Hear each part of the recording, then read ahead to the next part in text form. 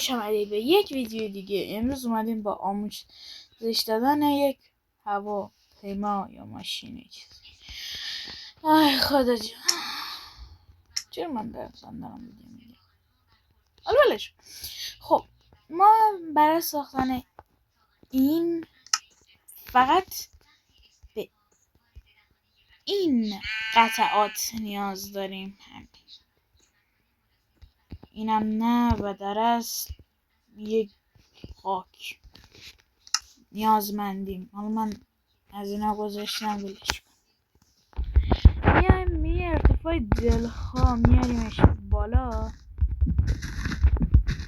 خب حالا زیرش میزنیم، زیر این چیزی که ساختیم، و یه دونه ابزرور، یه استیکی پیستون و 2 تا اسلایم. این ور میایم یه ابزرور، یه استیکی پیستون، دوباره 2 تا اسلایم.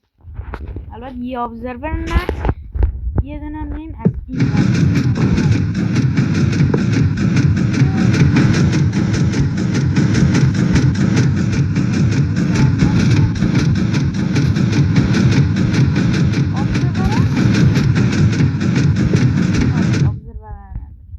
و هر وقت خواستین که مثلا از حرکت بیسته میاین میگردین، یه دونه obsidian پیدا میکنین.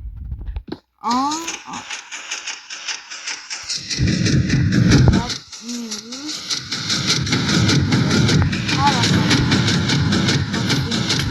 بیسته